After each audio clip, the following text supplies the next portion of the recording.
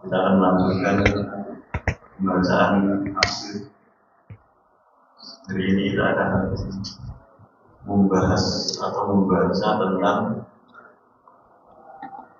ini, nama suratnya. Suratnya kan Al-Baqarah. Al-Baqarah itu artinya apa? Sapi apa? Sapi betina. Kalau di terjemahannya apa disebutkan? Al-Baqarah.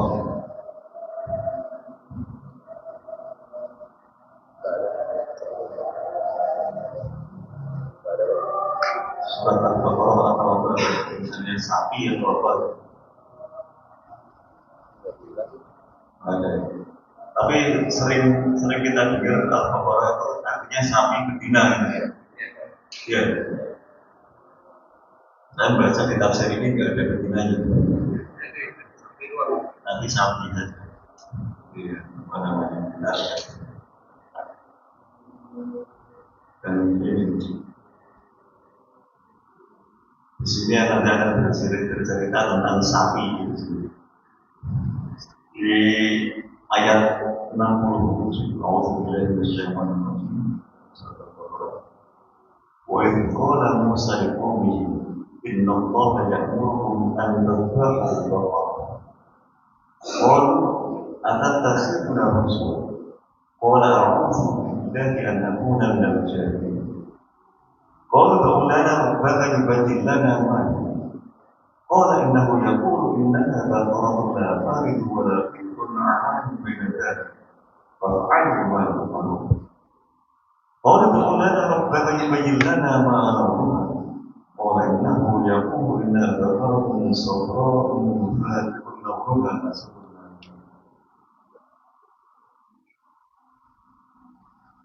Ini sampai ayat ini, sampai ayat 71 turunan berdialog tentang sapi. Rawal mufassirun, para mufassir ahli tafsir itu meriwayatkan asbabun nuzul dari atau ini apa namanya asal muasal dari dialog tentang sapi itu asal usulnya sebenarnya. Rawal mufassirun, para mufassir mengatakan anak-anak di Bani Israil rajulun ghani. Zaman di masa Bani Israel itu ada seorang laki-laki yang kaya raya. Ini berarti sezaman dengan Nabi Musa. Walahu ibnu amrin fakir. Dia punya ibnu am berarti keponakan yang miskin. La warisalahu siwahu. Tapi si orang kaya raya ini tidak punya ahli waris kecuali ponakannya yang miskin itu. Falamma tala alaihi mautu qatalahu liyarika. Tapi si orang miskin ini tadi ya, ponakannya yang miskin ini nungguin pamannya gak mati-mati. Akhirnya si ponakan ini punya niat akhirnya membunuh pamannya itu dengan harapan dia tetap mendapatkan warisannya. Jadi sejak itu dari zaman berislam. Wa hamalahu ila qaryatin ukhra wa alqahu fiha. Lalu mayatnya si pamannya dibawa ke desa lain. Alqahu taruh di sana. Alqahu fiha. Thumma asbaha yatlubu tha'rahu wa ja'a an-nasu ila nabiyyihim Musa alaihi salam yud'a alaihim al-qatl. Dibuang ke desa lain. Tapi dia kalau bahasa sekarang itu playing victim. Dia seolah-olah menjadi korban dia kehilangan, seolah-olah ada orang membunuh pamannya di desa tersebut. Kemudian dia datang ke desa tersebut, dan ingin membalas dendam karena melihat bahwa mayat tamannya ada di sini. Jadi dia memang menskenario seperti itu. Dulu dibawa ke desa lain, kalau di sini di Azaria dibawa ke kampung atas. Tapi seolah-olah dia itu bersama orang-orang di desa yang lain, bersama teman-temannya, menskenario seolah-olah yang membunuh adalah orang desa lain. Fasalahu Musa alaihissalam wajahatuhu. Maka Nabi Musa itu menanyakan, mengklarifikasi kepada orang-orang di desa tersebut. Wajahatuhu, maka orang-orang di desa tersebut mengingkari. Ya memang karena mereka tidak melakukan itu. Fasalahu ayatullah liyubayyin lahum bidu'a'ihi al-qadir al-hakim. Maka orang-orang di desa itu meminta kepada Nabi Musa agar berdoa memohon kepada Allah Subhanahu wa taala agar ditunjukkan siapa sejatinya yang melakukan pembunuhan. Itu asal usulnya seperti itu. Pada Musa rabbahu Allah ta'ala ilahi an yatluba minhum an yadhbahu wa. Jadi ini kedua belah pihak ini kan saling menuduh. Akhirnya Nabi Musa memohon kepada Allah Subhanahu wa taala memberikan petunjuk, lalu Allah Subhanahu wa taala meminta memberikan dia. Fa'auha Allah Subhanahu wa taala ilaihi, fa'auha ilaihi, lalu Allah Subhanahu wa taala memberikan wahyu kepada Nabi Musa an yatluba minhum ayyadahu wa salat. Maka wahyunya adalah orang-orang yang sedang ini bertikai tadi itu bisa dikelompok itu untuk diminta untuk menyembelih sapi. Faqala Nabi Musa, Inna Allah ya'murukum an tadhbahu baqarah. Maka ayatnya adalah wa idh qala Musa liqaumihi, dan ketika Musa mengatakan kepada kaumnya, Inna Allah ya'murukum an tadhbahu baqarah. Inna Allah subhanahu wa ta'ala ya'murukum, memerintahkan kepada kalian semua an tadhbahu baqarah, untuk menyembelih sapi. Ini asal usul dari ceritanya kenapa ada ayat Nabi Musa menyuruh kepada Bani Israel untuk menyembelih sapi. Wa idh qala Musa liqaumihi inna Allaha ya'murukum an tadhbahu baqarah qalu atattakhidhuna huzwa wa la a'udzu billahi an akuna minal jahilin. Nah, nanti di dalam dialognya, kalau kita mencermati dialognya, itu ada pelajaran-pelajaran yang bisa kita ambil bagaimana perilaku orang-orang dan Israel berada di Nabi ini. Perilaku yang perlu kita dipelajari untuk tidak ditiru, dipelajari untuk dijauhi, supaya kita tidak punya akhlak seperti akhlaknya orang-orang di Israel.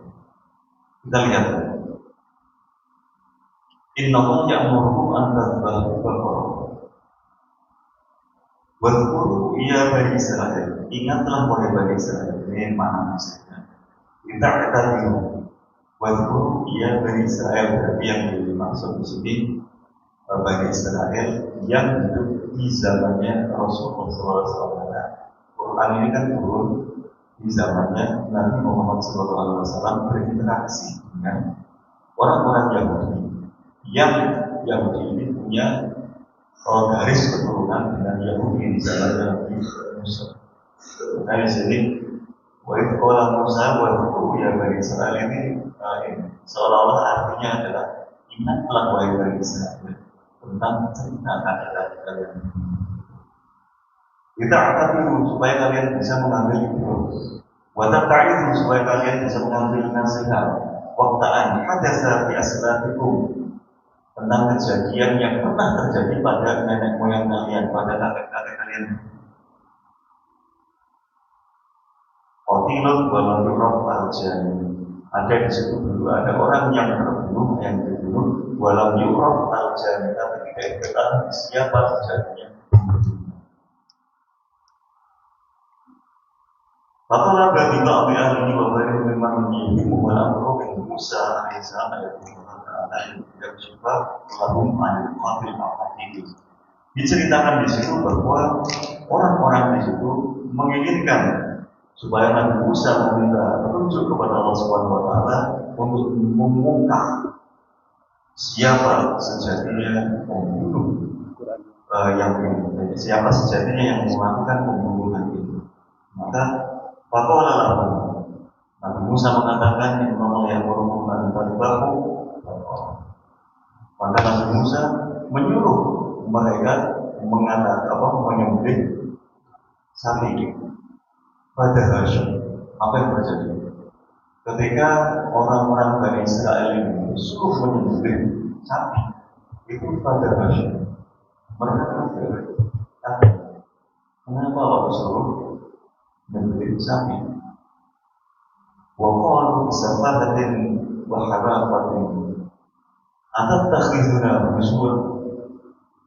Bahasanya gitu, atattakhizuna huzwa. Wahai Musa, kamu guyon atau gimana? Nabi ini, atattakhizuna huzwa. Apakah kata sebelum huzwa mengambil membuat guyonan? Apakah engkau membuat guyonan? Disuruh menyembelih kambing, menyembelih sapi. Jawabnya kayak gitu. Kamu ini bercanda atau gimana? Bila Musa diberi sama Bani Israil. Ataj'aluna mawdi'a sukhriyatika. Kamu ini menganggap ini guyonan atau gimana?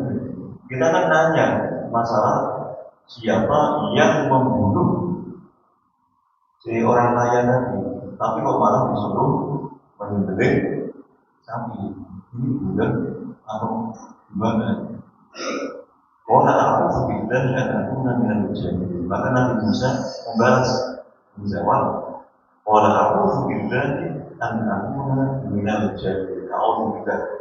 Aku ini, ya a'udzu billahi an akuna minal jahilin. Aku berlindung kepada an akuna minal jahilin. Tidak mungkin aku melakukan kebodohan.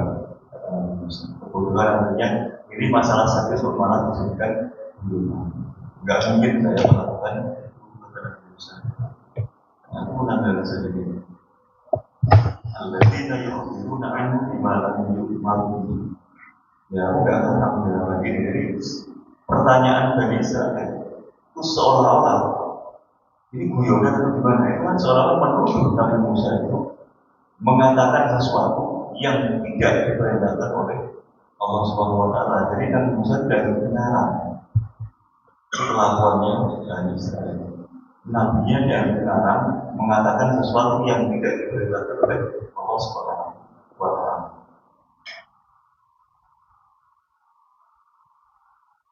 Jadi, wala a'udzu billahi minal jahilin.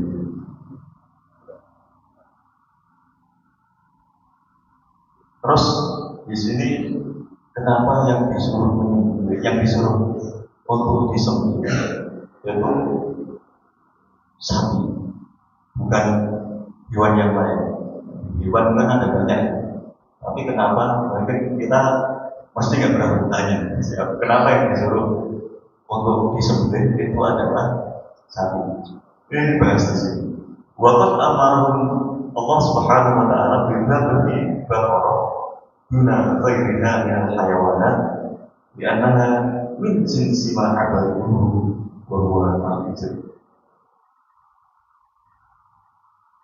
Kenapa yang disuruh disembelih di situ adalah sapi? Karena sapi itu sejenis dengan hewan yang pernah disembah. Jadi dulu Bani Israel itu pernah menyembah al-ijl. Ijl itu anak sapi, petir dalam bahasa Jawa ini. Dan ceritanya mereka itu menyembah ketika Nabi Musa pergi bermunajat. Ternyata Bani Israel itu malah pada menyembah petir emas yang waktu itu ceritanya. Artinya apa? Kalau disuruh menyembelih sapi, sapi itu sejenis dengan anak sapi atau al-ijl bahasa Arabnya. Wa fi amri bidzalika tahwilun li sya'ni hadzal hayawan alladzi anzaruhu wa abaduhu wa ahabbuhu. Jadi kalau disuruh menyembelih sapi, ini di saat yang sama itu adalah merendahkan, ya, memposisikan supaya sapi itu posisinya tidak ditinggikan karena mereka pernah menyembah dan mengagung-agungkan pedang emas pada saat itu. Jadi sapi, kenapa sapi? Ya itu alasannya karena memang mereka familiar dengan anak sapi emas yang pernah disembelih. Nah, di situ nanti ada satu pesan bagi mereka bahwa mereka tidak sepatutnya menyembah anak sapi yang sapinya jadi disuruh menyembelih. Kenapa sapi?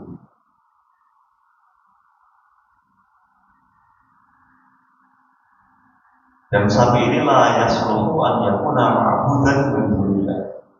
Sehingga mereka tidak akan mengagung-agungkan sapi. Sapi itu tidak layak untuk disembah dan meninggalkan menyembah Allah Subhanahu wa taala. Wa innama yasluhu lil harthi was-saqi wal amali wal jabr. Tapi sapi itu seharusnya lil harthi, untuk ini apa namanya? Apa itu? Kalau sawah mau dijadikan pakai sapi itu membajak sawah. Saki itu menyiram kan pakai hewan, ambil dinasti hewannya nyiram. Wal amali untuk ini membantu pekerjaan manusia, wajib dan juga untuk bisnis. Wajib orang atas nasib benar bersuara.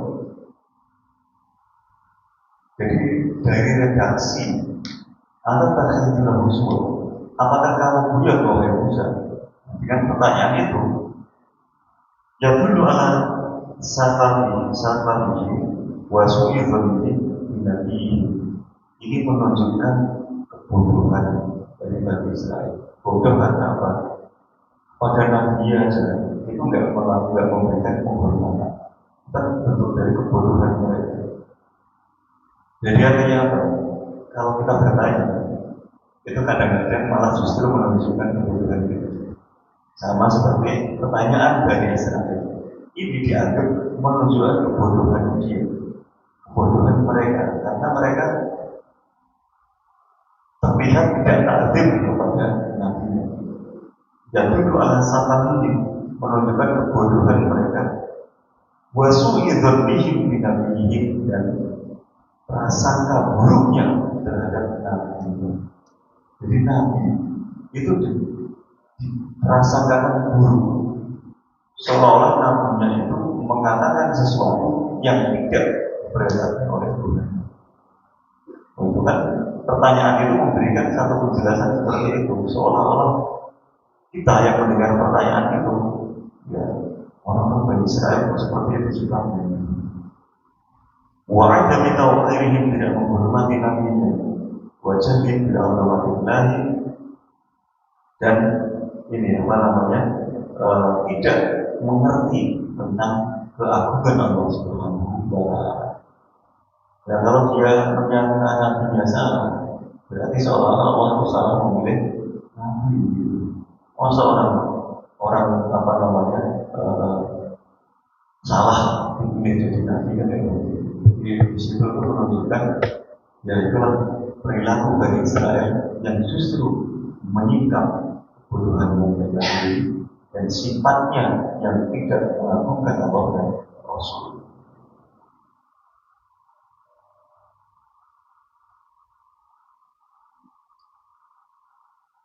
Kenapa disebut bodoh? Li'annahu melakukan uqula'a lam tatharul amwal.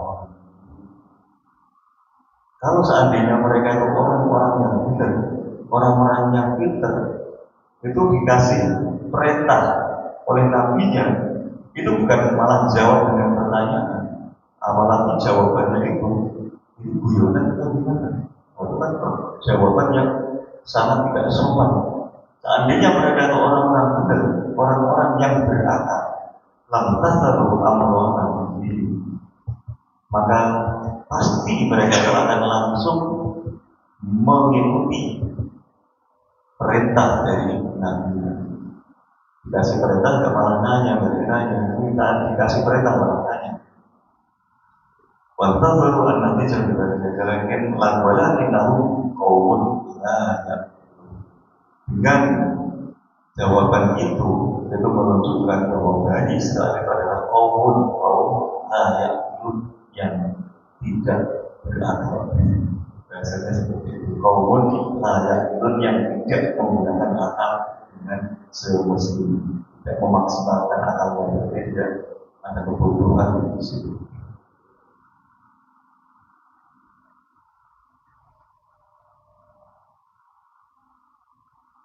Jawaban Nabi Musa, "A'udzu billahi an akuna minal musyrikin."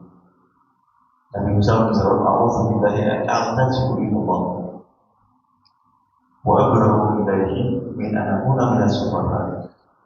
A'udzu billahi an akuna minal jahilin." Aku berlindung kepada Allah. An akuna minas sufaha. Aku berlindung kepada Allah dari kebodohan. Jadi ya, Nabi Musa itu sampai naudzubillah. Kalau bisa kita kan naudzubillah min dzalik. Nabi Musa waktu itu menjawab a'udzubillahi an akuna minal jahilin. Jadi Nabi Musa itu sampai nyebut gara-gara jawaban dari atau pertanyaan dari Nabi Israel itu a'udzubillahi an akuna minal jahilin. Jadi naudzubillah min dzalik. Tadi duduk terus kita jawab naudzubillah. Tidak mungkin saya tahu tadi. Nabi Musa juga waktu itu naudzubillah an akuna minal jahilin. Jadi tidak mungkin aku sebut begitu. Jawaban Nabi Musa. Orang Fadilul Marhum Syekh Muhammad Al-Hafidh Husain indah tafsir ini ayat. Ini ada satu pelajaran yang pernah disampaikan oleh salah satu ulama besar Syekh Muhammad Al-Hafidh Husain dalam tafsir. Jadi boleh saya sponsori. Waqad nabata ayat dari makanan ala anak istihza dari umur di jahil kabirun. Ini tadi kan bicara masalah bodoh. Dan ini berkaitan dengan masalah agama. Maka ada seorang mufassir Syekh Muhammad Al-Hafidh Husain mengatakan bahwa ayat ini memberikan satu pelajaran kepada kita semua bahwa al-istihza bi amrin min umuriddin jahlun kabirun. Guyonan bi amrin min umuriddin dengan masalah agama, guyonan dalam masalah agama. Jadi agama dipakai guyonan itu jahlun kabirun, merupakan kebodohan yang besar, kebodohan yang luar biasa. Jadi kita kalau misalnya agama, ayat-ayat, hadis dijadikan bahan guyonan, itu masuk kategori jahlun kabirun, kebodohan yang luar biasa.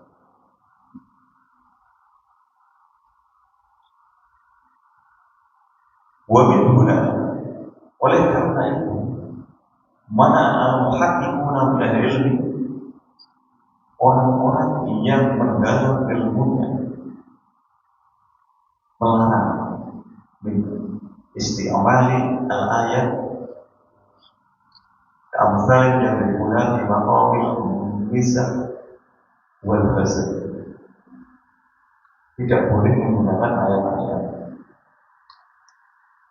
untuk guyonan. Jadi guyonan tapi pakai ayat. Wa qalu inna nunzila al-Qur'an al-karim dzikran yatadabbur wa khusyuk. Pokoknya Allah ini kita boleh boleh karena ayat-ayat ini diturunkan untuk diambil itu, untuk diamalkan, bukan untuk dijadikan bahan candaan. Bahan candaan itu seperti apa? Itu kan berbeda. Kadang-kadang kita ini saya memaafkan sebagai guyonan saja. Bagi apa contoh saja? Kadang-kadang ada orang ini ngambil ayat la yamutu wa la yahya. Orang itu ngabisin biaya. Itu nggak boleh seperti itu. Itu dijadikan bahan candaan. Jadi apa namanya?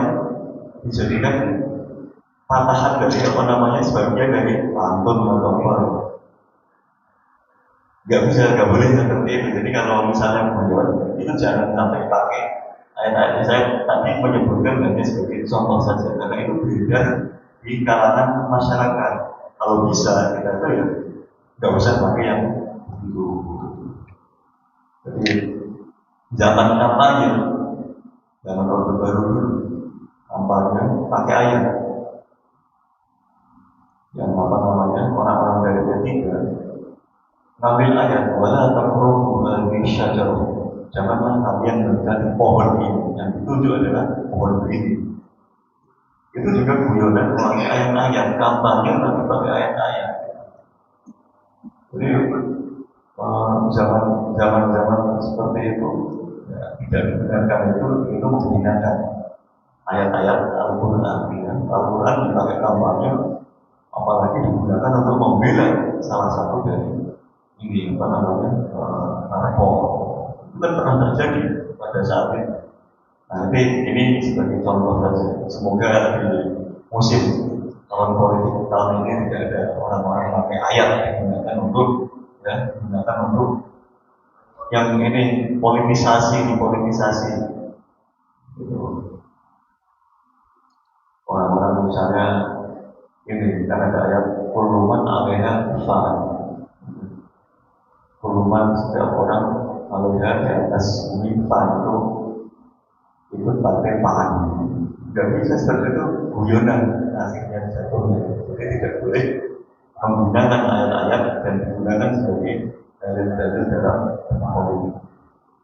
Jadi sekedar contoh saja untuk tidak ditiru karena itu beredar di tengah masyarakat. Jadi guyonan dalam hal yang menyangkut agama itu disebut sebagai jahlun kabirun, kebodohan yang luar biasa. Artinya kita tidak harusnya kalau kita disebut orang yang beragama atau ulul albab harusnya meninggalkan hal yang seperti itu.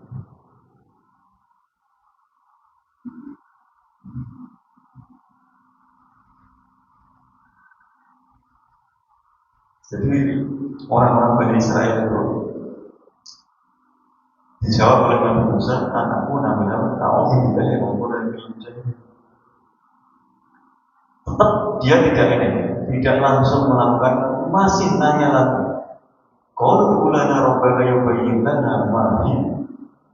Qala innahu yaqulu innaha baqaratun la fariqun wa la bikr. Awadun baina dzalik farfa'u ma tu'maru. Qalu lana rabbaka yubayyin lana ma hi. Wahai Nabi Musa, mereka mengatakan wahai Nabi Musa, ud'u lana rabbaka. Coba perhatikan bahasanya. Kalau baca terjemahnya nggak dapat terasa. Tapi lihat, qul ud'u lana rabbaka. Ud'u lana. Jadi Nabi Musa disuruh berkonsultasi dengan Allah SWT. Panggillah Tuhanmu. Rabbaka bahasanya Tuhanmu. Ya kan? Jadi mereka itu tidak mengatakan Rabbana, tapi Rabbana. Tuhan Musa lah yang punya Tuhan itu. Nabi Musa itu kelakuannya Bani Israel. Ud'u lana Rabbaka. Itu bahasanya seperti itu. Itu kurang ajarnya Bani Israel terhadap Nabi Musa. Menyebut Tuhan kita juga loh. Tuhanmu. Ini kalau kita hanya membaca terjemahnya kadang-kadang nggak terasa, kalau terasa ada kurang ajaran dari Bani Israel dalam ini membuat satu perkataan. Yubayyin lana, menunjukkan, menjelaskan kepada kita sapinya ini seperti apa sih? Wahai Nabi Musa, tanya kepada Tuhan, ini seperti apa? Ayat bagaimana haluha wasifat. Haluha seperti apa bentuknya? Seperti apa bentuknya? Wasifatuha, dan sifat-sifatnya itu seperti apa? Jadi dia itu nggak langsung, mereka itu nggak langsung menjalankan perintah, tapi nanya, wahai Musa, tanyakan kepada Tuhanmu, sapinya yang seperti apa?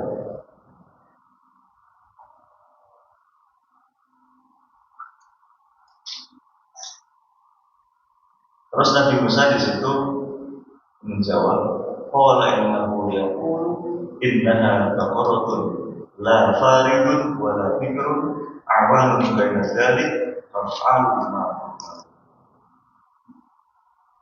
Di sini disebutkan Nabi Musa menjawab, qala innahu yaqulu, setelah mendapat petunjuk Allah disebutkan innaha, sesungguhnya sapi itu adalah baqaratun la faridun, sapi yang tidak tua banget, wala bikrun, dan juga tidak ini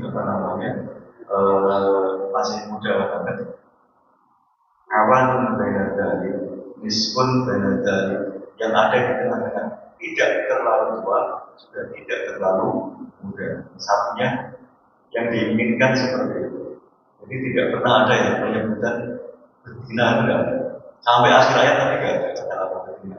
Jadi sapi itu.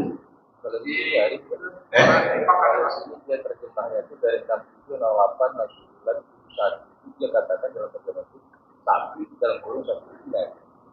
Sapi dalam bentuk dalam kurungnya satu betina. Betina. Jadi lafaribun wala bikrun. Lafaribun musinnatun, tidak tua banget dan juga tidak muda. Faf'alu ma tu'marun, maka kerjakanlah apa yang kalian semua diperintahkan. Tapi di sini disebutkan la faridun wala bikrun, itu disebutkan la musinnatun wala saghiratun. Musinnatun itu tua, saghiratun itu kecil, tidak tua dan juga tidak kecil. Jadi sapi yang ini di tengah-tengah antara yang tua dan muda. Jadi sapi yang masih ini ya tengah-tengah lah itu umurnya. Lalu mau kerjakanlah apa yang kalian perintahkan. Jadi sudah dijelaskan, sapinya jangan terlalu tua, jangan muda, yang tengah-tengah. Lalu mau kerjakanlah. Udah disuruh mengerjakan, apakah dikerjakan? Ternyata enggak. Masih nanya lagi. Qalu la rabbana yubayyin lana ma lahu. Qala innahu yaqulu inna baqaratun safra'un faqi'un lawnha tasrun. Lalu ditanya lagi. Ma lahu. Jadi ditanya lagi, ma lahu, warnanya apa?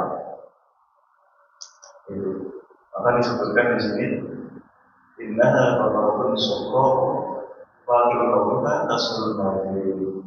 Disebutkan warnanya adalah safra. Safra itu kuning. Faqi'un itu artinya kuningnya itu kuning banget. Faqi'un lawnha, kuningnya itu kuning banget. Tasrun nadirin, kalau ada orang yang lihat itu menyenangkan. Jadi akhirnya Nabi Musa menjelaskan spesifikasi dari sapi itu. Padahal sebetulnya kalau dia waktu di awal diperintahkan membeli sapi, asal sapi saja sudah cukup. Tapi karena dia nanya, Akhirnya dijelaskan, nanya lagi, dijelaskan lagi. Maka akhirnya disuruh nyari sapi yang warnanya kuning yang kuning banget. Kalau ada orang lihat itu merasa semua dan semakin susah. Surun nazir. Terus setelah itu, apakah mereka langsung melakukan? Ternyata tidak. Masih nanya lagi. Qalu tuqulana rabbaka yubayyin lana ma hi. Innal baqarata syabaha 'alaina wa inna insyaallah la. Qalu tuqulana rabbaka yubayyin lana ma hi. Sapinya yang seperti apa? Karena ini masih innal baqarata syabaha 'alaina. Masih belum jelas. Syabaha 'alaina itu berarti masih ada ini yang ini atau itu, masih belum begitu jelas katanya. Wa inna insyaallah lamuqadun. Jadi kalau sudah jelas, nanti kami akan melakukan. Jadi dia tetap saja belum melakukan apa yang diperintahkan, masih nanya lagi. Akhirnya Nabi Musa pun menjawab, qala innahu yaqulu inna baqarata la taluqun tusil ardu wa la tasqil harsa musallamatun la syiyata fihi. Maka akhirnya disebutkan di sini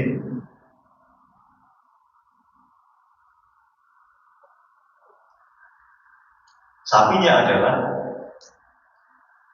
ini, inna baqaratun la dalulun tusirul ardu la dalulun, berarti sapi yang tidak biasa dipekerjakan. Tusirul ardu digunakan untuk membajak tanah, wala tasqil harsa, dan juga sapi yang tidak digunakan untuk menyiram tanaman.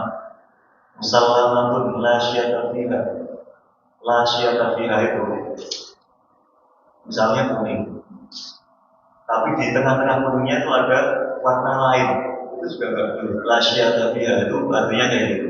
Kalau dia kuning, kuningnya itu rata, tidak boleh ada warna lain selain warna kuning yang umum itu la syiyata fiha. La syiyata fiha.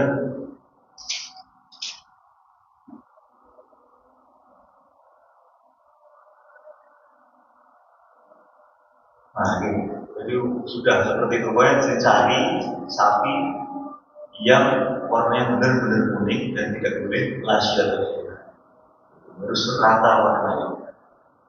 Setelah itu akhirnya mereka mendapatkan sapi dengan spesifikasi itu, dan akhirnya mereka menyembelih sapi itu. Tapi wama dalam ayat ini disebutkan wama kanu yaf'alun fadzabahuha qul ana ji'ta bil haqqi fadzabahuha al-ana ji'ta bil haqqi. Pada saat ini ji'ta bil haqqi, engkau datang dengan kebenaran. Dia sudah mendapatkan kejelasan.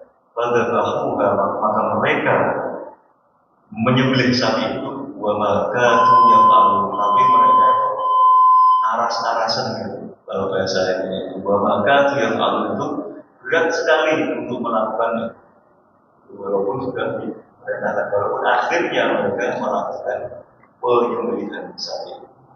Nah, nanti singkat ceritanya adalah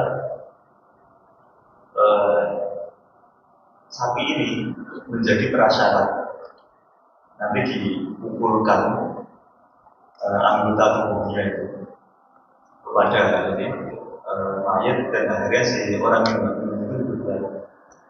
Nah, setelah yang dibunuh ini hidup lagi, nanti dia akan bercerita bahwa yang membunuh saya adalah keponakan saya.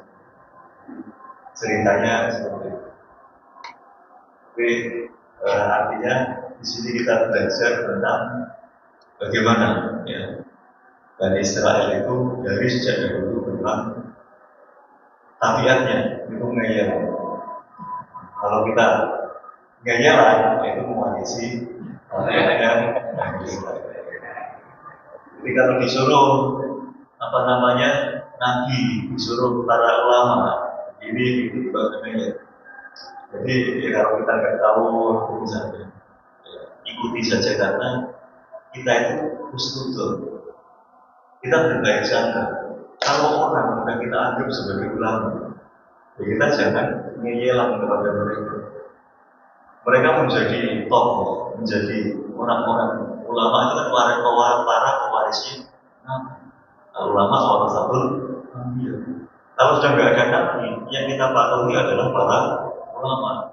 Nah, kalau kita ngeyelang kepada para ulama, ya kita itu tidak jauh dari akhirnya Bani Israil. Dan itu diceritakan untuk tidak ditiru, diceritakan untuk menunjukkan jeleknya, supaya kita semua ini tidak meniru akhlak dari Bani Israil. Dan kasratus soal itu juga nggak boleh terlalu banyak nanya.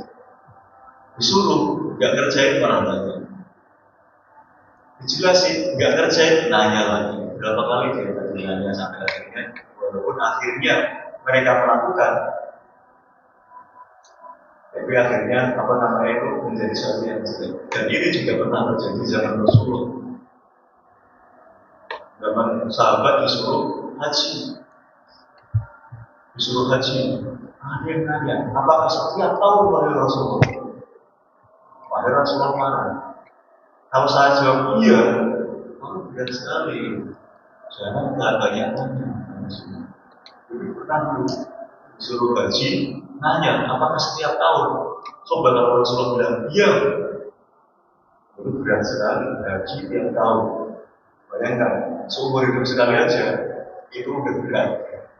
Kalau seandainya Rasulullah waktu itu bilang iya, itu wajibnya setiap tahun. Jadi artinya banyak nanya, itu kadang-kadang tidak positif. Kalau nanyanya untuk mendapatkan penjelasan yang itu diperlukan, ya nggak apa-apa. Tapi kalau nanyanya itu kurang pas, itu justru malah dicela. Dan ini pernah terjadi di zaman Bani Israil dan juga pernah terjadi juga di zaman para sahabat bersama Rasulullah SAW. Mungkin ini yang bisa saya sampaikan pada malam hari ini. Semoga kita bisa mengambil manfaat, kita bisa mengambil pelajaran dari ayat-ayat Allah Subhanahu Wa Taala dan bisa menjadikan itu sebagai tuntunan dalam kehidupan kita. Amin. Ya Rabbal Alamin. Dengan berdoa kepada Majelis Subhanallah. Assalamualaikum warahmatullahi wabarakatuh. Waalaikumsalam.